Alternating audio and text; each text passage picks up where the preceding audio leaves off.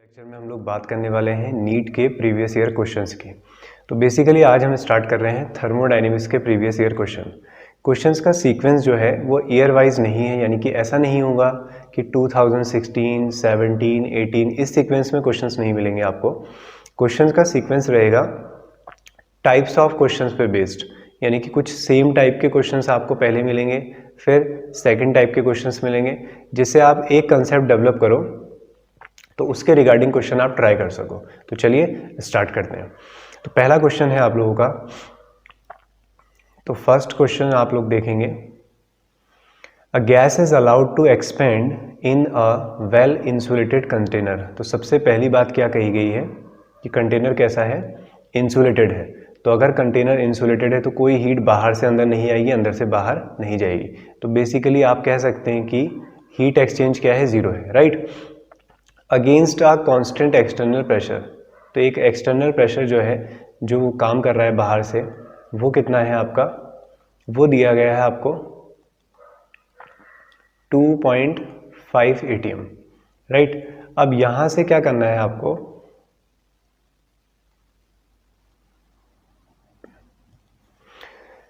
अब initial volume आपको दी गई है 2.5 atm। अब गैस एक्सपेंड करती है और फाइनली उसकी वॉल्यूम कितनी हो जाती है, 2.50 लीटर। तो इनिशियल वॉल्यूम आपके पास 2.50 थी, अब वो एक्सपेंड होके कितनी हो जाती है, 4.50। तो ये वैल्यू हमें देखने को मिलती है। अब उसके बाद हमें क्या कैलकुलेट करना है, चेंज इन इंटरनल एनर्जी। तो फर्स्ट लॉ ऑफ थर्मोडायनेमिक्स क्या होता है कि चेंज इन इंटरनल एनर्जी को दो तरीके से चेंज किया जा सकता है, हीट सप्लाई करके या फिर उस पर वर्क डन करके। अब अगर सिस्टम इंसुलेटेड है तो आप हीट में तो कोई चेंज नहीं कर सकते, हीट सप्लाई तो नहीं कर सकते हो, तो ये तो जीरो हो गया। अब work done by the gas होता है, तो बाय दी गैस होता है तो फॉर्मूला क्या होता है, माइनस में आता है। तो P एक्सटर्नल कि किसके अगेंस्ट आपको काम करना है, इनटू V। तो ये आपके पास आ जाएगा, प्रेशर आपको दिया है तो इसकी वैल्यू दी है आपको 2.5 atm, राइट, यूनिट के साथ लिखेंगे। और वॉल्यूम आपको दी है, फाइनल वॉल्यूम दी है 4.50 और इनिशियल वॉल्यूम कितनी दी है, 2.50, और ये दिया आपको लीटर में।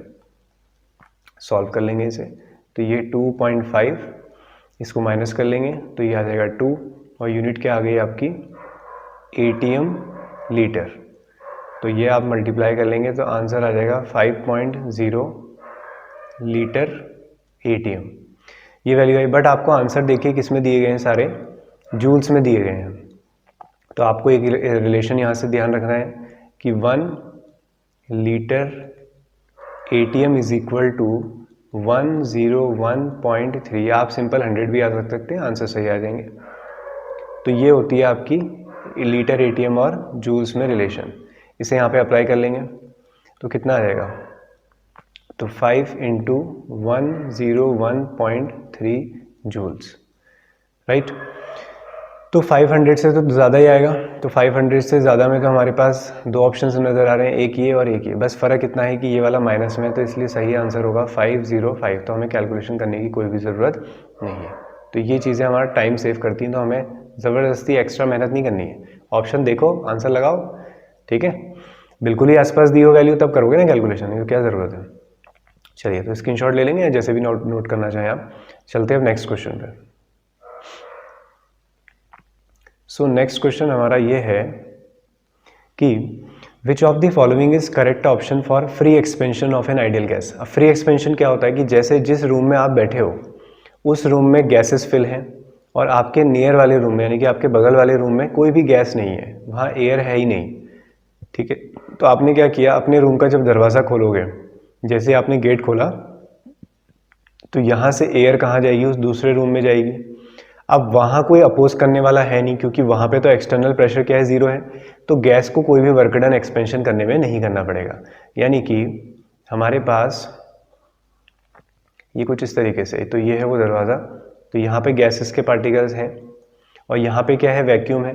तो इसे यहाँ से यहाँ ट्रैवल करने में कोई भी वर्क डन नहीं करना पड़ेगा। वर्क डन क्या होगा, ज़ीरो। क्यों होगा, क्योंकि इस बार जो एक्सटर्नल प्रेशर है जिसके अगेंस्ट काम करना है वो तो है ही नहीं, है ना। अरे तुम्हें किसी चीज़ को पुश करना है, ठीक है। अब अगर वो फोर्स आपके अपोजिंग फोर्स नहीं लगाएगी तो तुम्हें क्या वर्क डन करना पड़ेगा? कोई नहीं करना पड़ेगा, ठीक है। तो यहाँ पर वर्क डन क्या हो जाएगा आपका? ज़ीरो हो जाएगा। अब आपसे पूछा गया है अंडर एडियाबैटिक कंडीशन, और कंडीशन कैसी है? एडियाबैटिक कंडीशन है। एडियाबैटिक कंडीशन यानी कि Q इज इक्वल टू क्या है? ज़ीरो। अब देख लेते हैं इसमें से कौन सा ऑप्शन सही होगा। अब हमारे पास वर्क डन भी नहीं कर सकते हो, हीट भी सप्लाई नहीं कर सकते हो, तो और कौन सा टर्म ज़ीरो हो जाता है बच्चों? Internal energy, right. तो इंटरनल एनर्जी क्या होती है? Q plus W. अब दोनों ही ज़ीरो है, इसका मतलब सर इंटरनल एनर्जी में भी कोई चेंज नहीं हुआ है। अब अगर किसी सिस्टम की एनर्जी चेंज नहीं हुई है, अगर एनर्जी चेंज नहीं हुई है तो ये शो करता है कि उसका टेम्परेचर भी चेंज नहीं हुआ है। तो चेंज इन टेम्परेचर ज़ीरो और Q is equal to zero, work done is equal to zero. अब आप लोग देख लें कौन सा ऑप्शन सही है। Q is equal to zero, delta T is equal to zero और W is equal to zero. This is your final answer. Clear है? तो फ्री एक्सपेंशन में हमेशा वर्क डन क्या होगा? ज़ीरो होगा। Next question. तो नेक्स्ट क्वेश्चन है हमारे पास, which of the following are not state function. तो टू टाइप्स के फंक्शन हमारे पास होते हैं। एक होता है स्टेट फंक्शन, ठीक है, अगर आप लोगों को नहीं पता है तो। एक है स्टेट फंक्शन और दूसरा है पाथ फंक्शन, ठीक है। एक है स्टेट फंक्शन और एक है path function.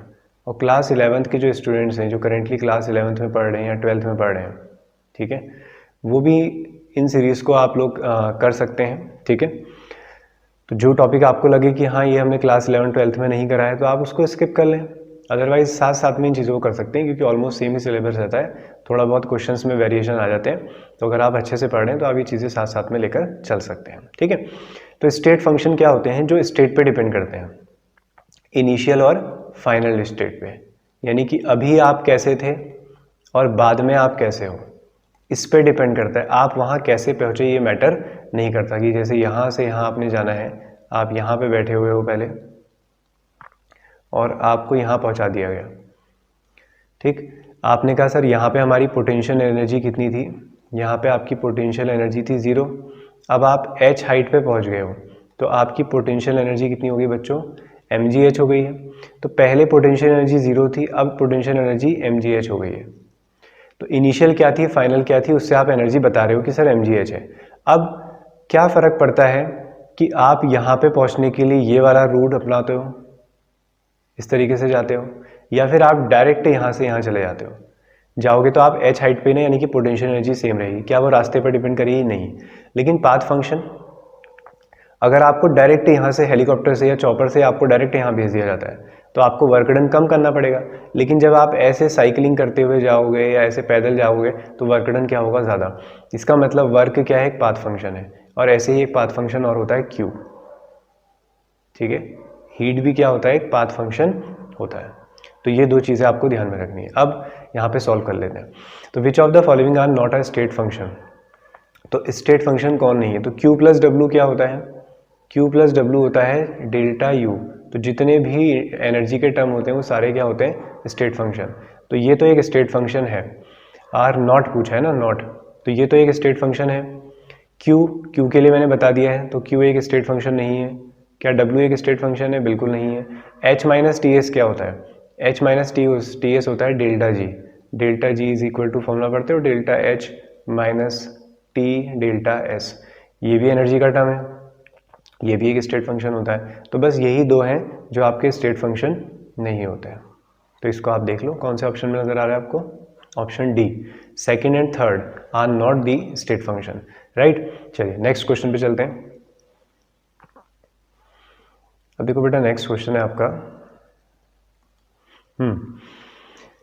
The work done during the expansion. क्या हो रहा है यहाँ पर? एक्सपेंशन हो रहा है। Gas from a volume of 4 dm cube two 6 dm cube. तो अभी मैंने सिखाया है, अब आप लोग इसे खुद ट्राई करें, वीडियो को पॉज करें और इसे आप लोग ट्राई करें। इसीलिए मैंने क्वेश्चंस थोड़ा सा सीक्वेंस साथ में रखने की कोशिश करी है। 4 dm क्यूब से 6 dm क्यूब हो रहा है, गैस एक्सपांड कर रही है, फैल रही है, अ कांस्टेंट एक्सटर्नल प्रेशर। तो एक्सटर्नल प्रेशर किसके अगेंस्ट काम कर रही है? 3 atm प्रेशर के अगेंस्ट काम कर रही है, राइट। अब आपको क्या कैलकुलेट करना है यहाँ पर? वर्क डन निकालना है। तो work done by the gas, आपकी गैस काम कर रही है, एक्सपेंड कर रही है, तो इसका मतलब फॉर्मूला हो गया minus P external into delta we. तो ये है आपके पास 3 ATM। चेंज इन वॉल्यूम निकाल लो, 6 माइनस 4 कितना हो जाएगा, अरे बोलो भाई 2 हो जाएगा, DM क्यूब। तो ये आपके पास आ गया 3 2 जा 6 और ये ATM और ये DM क्यूब। अब रिलेशन याद रखेंगे आप लोग एक कि 1 DM cube is equal to होता है 1 लीटर और 1 centimetre cube is equal to होता है 1 ml। तो यहाँ पे इसे अप्लाई कर देते हैं, तो -6, तो लीटर ATM ही तो है, अभी सिखाया था ना तुम लोगों को, तो ATM और ये लीटर, तो ये आ जाएगा आपके पास कितना आ जाता है, निकाल लो कितनी वैल्यू आ रही है, तो ये -6, तो लीटर ATM का मतलब वही 101.3 जूल्स, तो 100 से मल्टीप्लाई कर दो तो 600 आएगा, 600 के आसपास एक ही ऑप्शन दिखता है आपको और वो है 608। पेपर में कैलकुलेट मत करने लग जाना, ठीक है, कोई शाबाशी नहीं देने वाला तुम्हें उसके लिए कि बहुत बढ़िया काम किया तुमने कैलकुलेट करके, ठीक है। तो ये आपका फाइनल आंसर आ गया है। तो ऑप्शंस देखने की आदत ज़रूर डाल लें, ये नहीं कि आपने क्वेश्चन पढ़ा और आप खुश हो गए कि हाँ हमें तो आता है, पहले ऑप्शंस भी देख लें, तो आपको उससे काफ़ी चीज़ों का आइडिया आता है ना। हो सकता है लीटर ATM में दिया और आप लोगों ने यहाँ पे प्रैक्टिस करी हो जूल्स में निकालने की, तो आप ज़बरदस्ती जूल्स में निकाल रहे हो, फिर चेक कर रहे हो कि अरे वाह ये तो लीटर ATM में दिया था, तो ये चीज़ें फिर कोई फ़ायदा नहीं रखती हैं, ठीक है। इसी की वजह से हम एग्जाम्स में फिर पीछे रह जाते हैं। बोलो भाई क्लियर है, चलो अब नेक्स्ट क्वेश्चन देखते हैं।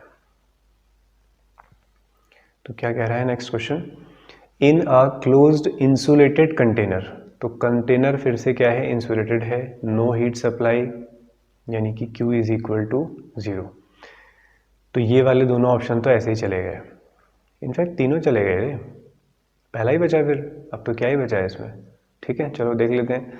In a closed insulated container liquid is stirred with a paddle to increase the temperature which of the following is true. तो इंसुलेटेड कंटेनर है, वहाँ पे पैडल के थ्रू टेम्परेचर को बढ़ाया जा रहा है, यानी कि कुछ वर्किंग करके टेम्परेचर को बढ़ाया जा रहा है। अब डेल्टा ई क्या होता है, delta E change in internal energy ही होती है, ये इसी का दूसरा नोटेशन है डेल्टा यू। अब delta U is equal to आप लोग जानते हैं Q प्लस डब्ल्यू, Q तो 0 है, इसका मतलब डेल्टा ई किसके इक्वल होगा, वर्क डन के इक्वल, और काम तो कुछ किया ही जा रहा है ना, तो इसका मतलब ये 0 तो नहीं है, और Q इज इक्वल टू 0, मिल गया फिर पहला ऑप्शन। और वैसे तो देखो यहीं पे सॉल्व हो गया था, इंसुलेटेड देखते ही मैंने आंसर टिक कर दिया, मैंने तीनों ऑप्शन हटा दिए और पहला हो गया, clear, very good. Next, the addition of catalyst during a chemical, इसमें एयर नहीं लिखा है मैंने, the addition of catalyst during a chemical reaction alters which of the following quantity. तो अगर आप कैटलिस्ट ऐड करते हो तो उसका फ़र्क किस पे पड़ता है, तो उसका फ़र्क पड़ता है सिर्फ एक्टिवेशन एनर्जी पे, ठीक है। तो अगर आप क्लास 11th के स्टूडेंट हैं और आप लोगों को नहीं पता कि एक्टिवेशन एनर्जी क्या है, तो ये क्लास 12th में एक चैप्टर होगा करता है केमिकल काइनेटिक्स, वहाँ पे हम लोग इसको बात करते हैं। तो मैं ये कह सकता हूँ कि ये सवाल तो केमिकल काइनेटिक्स का ही है, ठीक है। तो आप इसको एज इट इज़ ध्यान में रख लें, तो जिन्होंने काइनेटिक्स पढ़ी है वो समझ जाएंगे, फिर भी मैं एक्सप्लेनेशन बता देता हूँ, ठीक है। एक्टिवेशन एनर्जी हमारी ये होती है,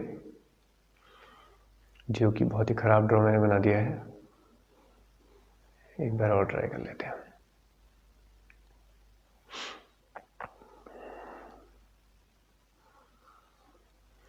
तो ये है आपका रिएक्टेंट, और ये थोड़ा सा और नीचे होना चाहिए,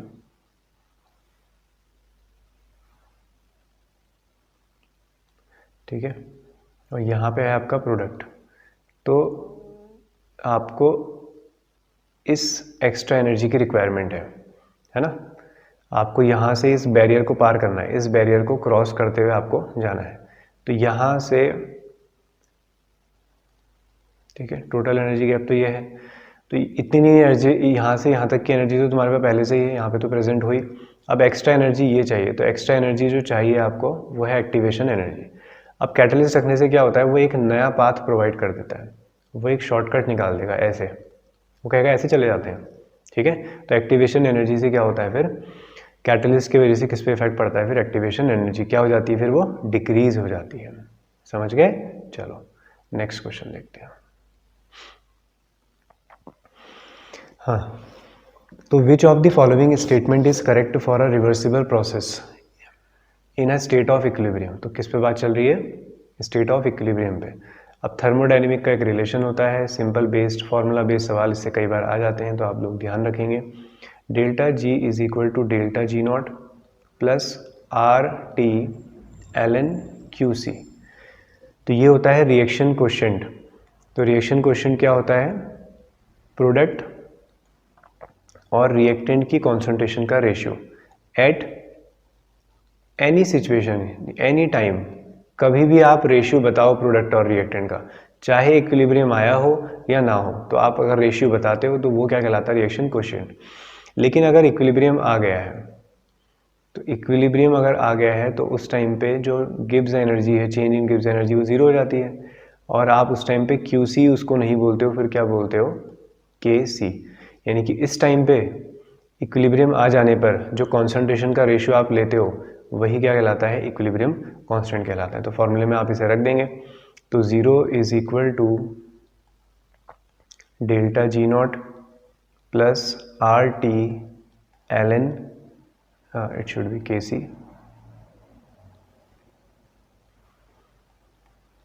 सी, तो फॉर्मूला बन गया आपका delta G nought is equal to minus R T, उधर ले जाओ इसे, एल एन के सी, आप खाली के लिख सकते हैं। उसके बाद आंसर आपको इस टर्म में नहीं दिखाई दे रहा है, आपको एल एन नहीं दिखाई दे रहा है। एल एन का मतलब होता है लॉग ई बेस पर, जिसको नेचुरल लॉग भी कहा जाता है। ठीक है, अब इसको हम चेंज करेंगे 10 बेस पर। तो किससे मल्टीप्लाई करते हैं? 2.303 से, और ये आ जाएगा are T log K C. So this is your final relation. अब यहाँ पे देख लो कौन सा वाला ऑप्शन सही है। तो डेल्टा जी नॉट वाले तो दो ऑप्शन दिखाई दे रहे हैं, और हाँ इसमें माइनस है, इसमें नहीं है। तो आराम से पेपर में देख के टिक लगाना है, बहुत जल्दीबाजी नहीं करनी है। चलिए नेक्स्ट क्वेश्चन है अब हमारे पास। For a given reaction delta H change in enthalpy दी है आपको, डेल्टा एस एंट्रोपी दी है, the reaction is spontaneous at this. तो change in enthalpy delta H positive भी हो सकता है और नेगेटिव भी हो सकता है। अगर डेल्टा एच पॉजिटिव होता है तो उस रिएक्शन को हम कहते हैं एंडोथर्मिक, यानी कि एनर्जी एब्जॉर्ब की गई है। और अगर डेल्टा एच आता है आपका नेगेटिव, तो इसका मतलब होता है एनर्जी रिलीज हुई है। तो कैसी रिएक्शन होती है? एक्सोथर्मिक होती है। फिर रही दूसरी बात कि डेल्टा एस क्या है? डेल्टा एस होती है एंट्रोपी चेंज। एंट्रोपी का मतलब होता है रेंडमनेस, पागलपन, डिसऑर्डर। ठीक है, तो जैसे आपने कहा कि रूम में हमारे गैसेस मॉलिक्यूल्स बहुत सारे हैं, गैसेस घूम रही हैं बहुत सारी, तो रेंडमनेस ज़्यादा है। अब उन गैसेस को आपने क्या करा? लिक्विफाइड कर दिया, तो रेंडमनेस कम हो गई। सॉलिडिफाइड कर दिया तो रेंडमनेस क्या हो गई? और कम हो गई।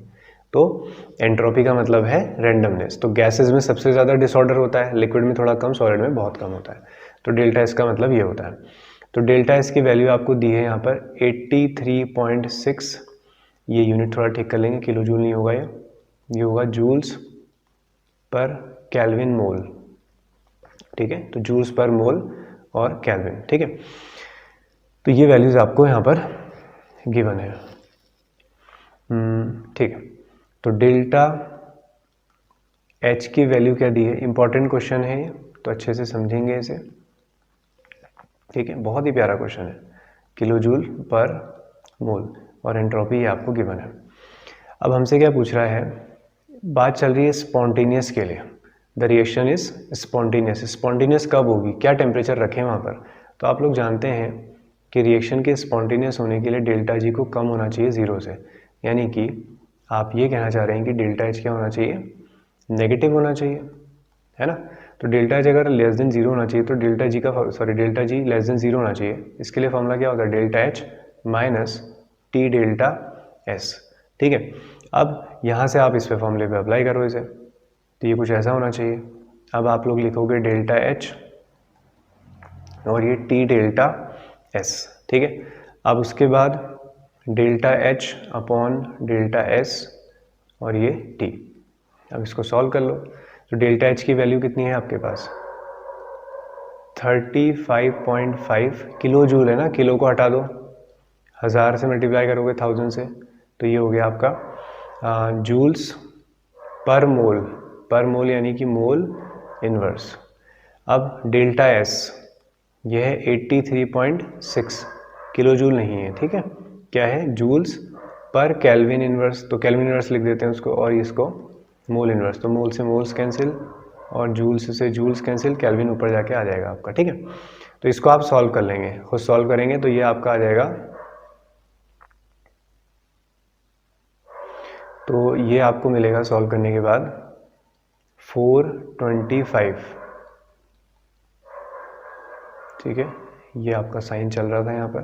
तो temperature should be greater than 425 to be spontaneous reaction. Clear है? तो आपको यहाँ पे क्या खास ख्याल रखना है, इनकी यूनिट्स का, ठीक है। चलो नेक्स्ट क्वेश्चन देखते हैं। फॉर्मूलाज आपको ध्यान रखने पड़ते हैं भाई। थर्मोडायनेमिक्स में ऐसा है कि नोटेशन इंटर कन्वर्ट होते रहते हैं, ठीक है।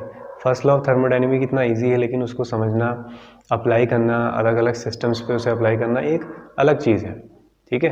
तो बच्चे सोचते हैं, बच्चे ऐसे करते हैं, थर्मोडायनेमिक्स का एक लॉ याद कर लिया, आइसोथर्मल में ये है, ये अप्लाई करना नहीं सीखते हैं। तो घुमा फिरा के आपको चीज़ों को अप्लाई करना सीखना है ना।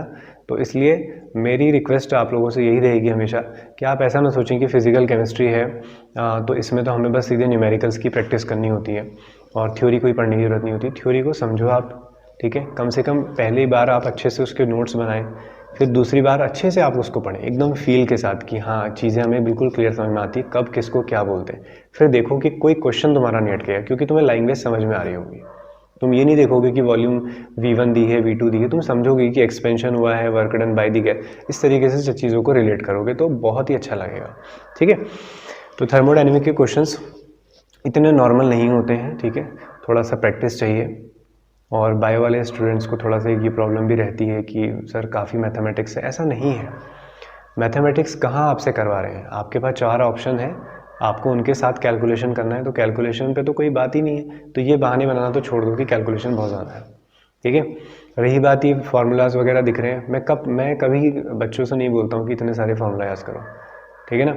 फर्स्ट लॉ ऑफ थर्मोडायनेमिक का बच्चा फार्मूला लिखता है, उसके बाद अलग अलग उस पर अप्लाई करके उसे याद करता है। क्यों करना है याद? तुम्हें पता है ना आइसोलेटेड सिस्टम क्या है, इंसुलेटेड क्या है, फ्री एक्सपेंशन क्या है, तुम्हें मतलब पता है उसका, तो तुम्हें क्या याद करने की ज़रूरत है कि वर्क डन 0 होता है, यहाँ ये 0 होता है, वहाँ वो, समझ लो एक बार, बस अप्लाई करो उसे, ठीक है। चलो कम टू द पॉइंट।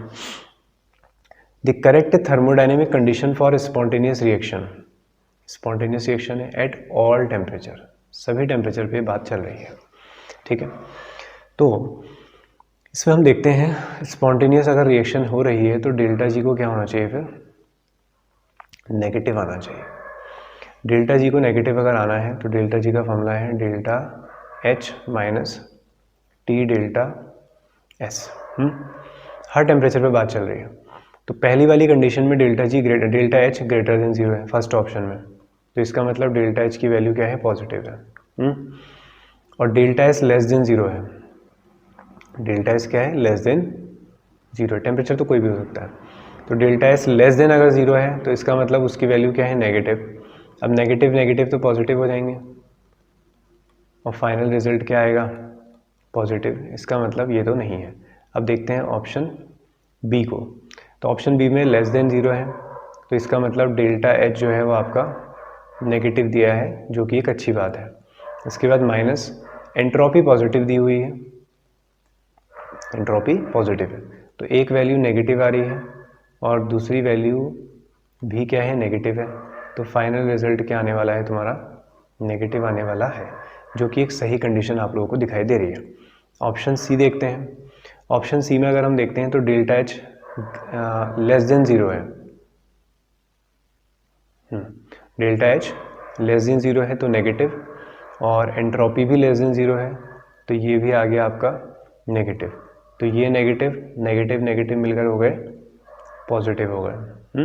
अब फाइनल रिजल्ट क्या आएगा उस पर हम कुछ नहीं कह सकते हैं, क्योंकि उसके लिए कौन ज़्यादा हाई वैल्यू है उससे हमें पता लगता है, ठीक है। अब ऑप्शन डी देखते हैं। ऑप्शन डी में क्या है, डेल्टा एच लेस देन 0 है, यानी कि नेगेटिव है, और एंट्रोपी क्या है, 0 है। तो अगर एंट्रोपी ज़ीरो है तो डेल्टा जी तो नेगेटिव आ गया। तो यहाँ पर बच्चों प्रॉब्लम ये आ रही है कि ऑप्शन बी भी सही है और डी भी सही है। अब ये बुक्स में गलत प्रिंट हुआ है या उस साल आया ही कुछ ऐसी मिस प्रिंटिंग थी इसमें, तो आप लोग समझ गए होंगे। क्लियर है? लास्ट वाले को एक बार फिर से देख लो। एंट्रोपी में चेंज क्या है? ज़ीरो है, और डेल्टा एस तो लेस देन ज़ीरो दिया ही है, तो अच्छी बात है, लेस देन ज़ीरो है तो नेगेटिव है, तो डेल्टा जी यहाँ भी नेगेटिव आ रहा है और इस कंडीशन पे भी। इसमें आप कुछ भी नहीं कह सकते हो, तो ऑप्शन बी एंड डी आपके सही आंसर है। चलिए अब नेक्स्ट क्वेश्चन पे आते हैं। तो नेक्स्ट क्वेश्चन आपसे ये कह रहा है, देखिए ज़रा क्या कह रहा है। तो ये आप लोगों से बात करना चाह रहा है, the heat of combustion of carbon to CO2। ठीक है, तो कार्बन का कंबशन हो रहा है, तो C प्लस O2 से बच्चों बन रहा है CO2। The heat released, obviously combustion है तो हीट रिलीज होगी, तो डेल्टा एच क्या है? नेगेटिव वैल्यू में है। The heat released upon the formation of 35.2 gram of CO2। तो जब कार्बन का कंबशन होता है यानी कि इसका 1 मोल CO2 बनता है, तो उसके लिए तो हमें हीट दी है, कितनी दी है? 393.5 किलो जूल 1 मोल्स के लिए दिए। 1 मोल तो बन रहा है ना, देखो यूनिट को देखो, 1 मोल के लिए तो हमें दिया है। हमसे क्या पूछ रहा है कि 35.2 ग्राम ऑफ कार्बन डाइऑक्साइड के लिए कितनी होगी। समझ रहे हो? तो मोल कॉन्सेप्ट है यहाँ पर, देखो कैसे। तो यहाँ से क्या पता चला आपको कि 1 मोल CO2 के लिए हीट कितनी रिलीज हो रही है? 393.5। तो कई बच्चे अब समझ गए होंगे अब क्या होने वाला है। 1 मोल CO2 का मतलब कितना ग्राम है ना? तो 1 मोल इज इक्वल टू क्या होता है? मॉलिक्यूलर मास होता है। तो कार्बन डाइऑक्साइड का मॉलिक्यूलर मास निकाल दो, कार्बन का 12 हो जाएगा, ऑक्सीजन का 32 हो जाएगा, टोटल 44 आएगा। तो 44 ग्राम के लिए आपको पता है, किलो जूल को चेंज करने की जरूरत नहीं है, सारे आंसर किलो जूल में ही है। तो 1 ग्राम के लिए कितना हो जाएगा? -393.5 और ये किलो जूल अपॉन 44। क्या तुम्हें 1 ग्राम के लिए निकालना है? नहीं सर, हमें तो 35.2 ग्राम के लिए निकालना है। तो 1 ग्राम के लिए पता चल गया, तो 35.2 ग्राम के लिए निकाल लो, तो मल्टीप्लाई कर दोगे इससे, तो 393.5 divided by 44 into 35.2 kilo joule. ठीक है, अब आंसर्स देखो ज़रा,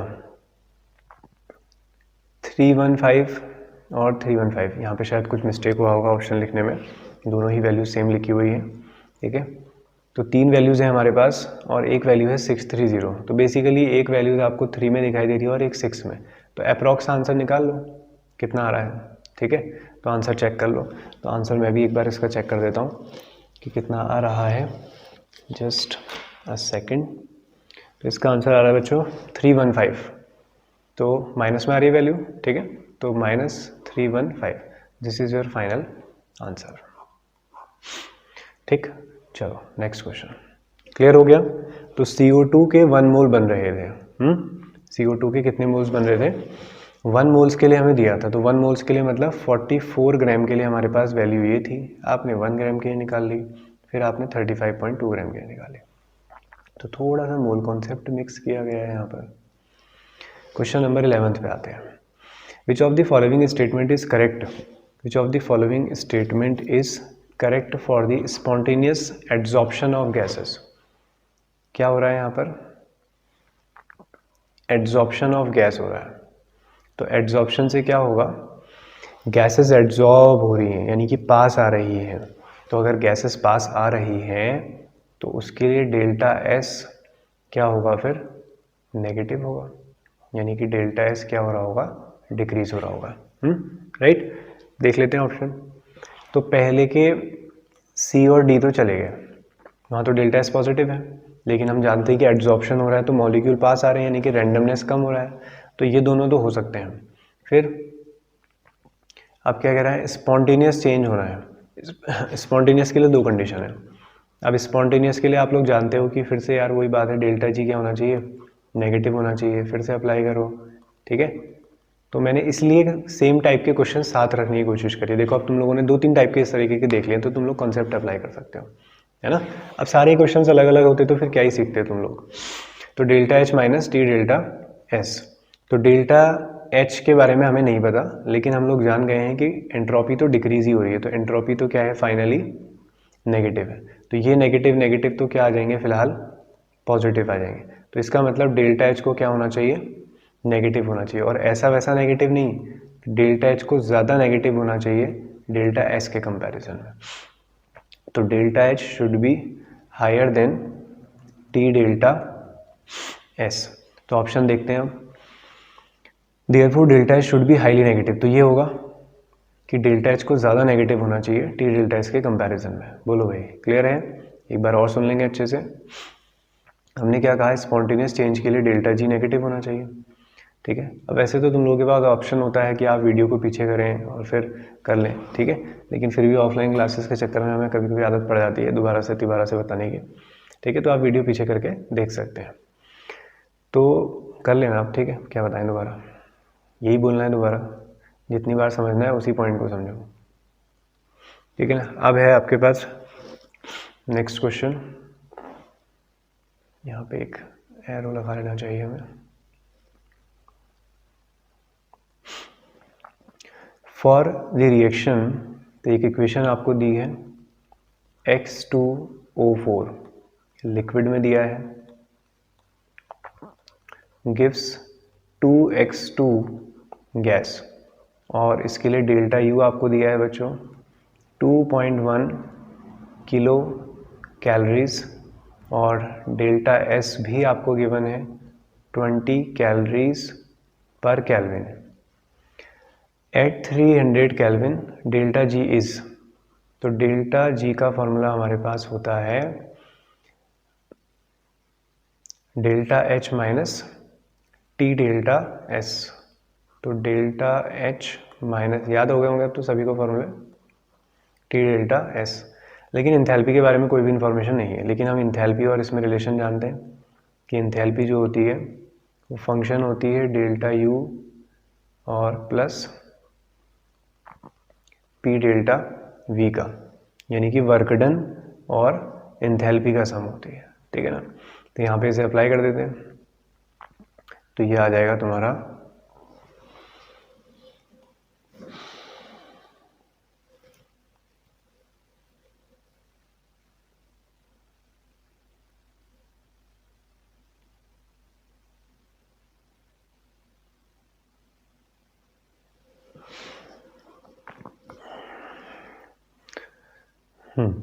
तो ये आपके पास आ जाएगा delta U plus P delta we. P delta we तो आपको दिया नहीं है, प्रेशर और वॉल्यूम के बारे में तो कुछ नहीं है, लेकिन आप P V is equal to N R T जानते हो। तो P V is equal to N R T से ही फॉर्मूला निकल के आता है delta N G R T, यानी कि ये होता है, देखो ऐसे, pressure into volume, P V is equal to N R T. N क्या होता है, नंबर ऑफ मोल्स।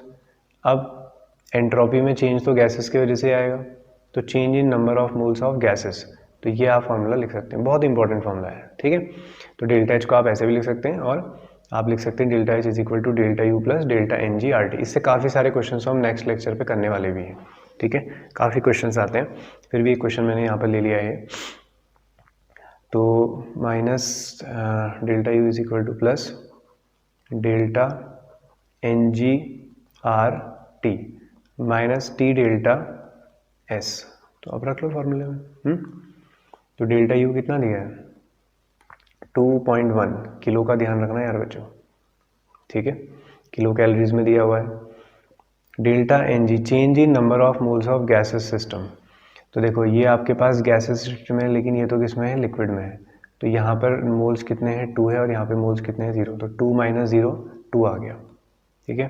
तो मोल्स निकल गए आपके 2।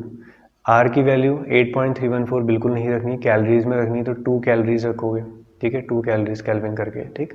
तो 1.99 समथिंग होती है, तो आप सीधे सीधे 2 रख लेंगे। तो डेल्टा एन जी रख दिया है, आर रख दिया है, टी रखो यहाँ पर 300 माइनस, अब कॉमन लेके भी कर सकते हो, कॉमन लेके ही करना, नहीं तो लेंथी कैलकुलेशन हो जाएगा, टी डेल्टा एस, और ये हो गया 20। बस इसको सॉल्व कर लेंगे, आपका फाइनल आंसर आ जाएगा माइनस में ही, ठीक है। तो ये आ जाएगा तुम्हारा 2.7 किलो कैलोरीज, ठीक है। माइनस में आएगी इसकी वैल्यू, आप इसे कैलकुलेट कर लेंगे एक बार, 2.7 किलो कैलोरीज, ठीक है। किलो में चेंज कर लेना, फाइनल जो आंसर आएगा इसको 1000 से डिवाइड कर लेना, तो आपका आंसर आ जाएगा, ठीक है। अप्रॉक्स लगा लेना, ठीक है ना, अप्रॉक्स तो लगा ही सकते हो, इसमें क्या दिक्कत है।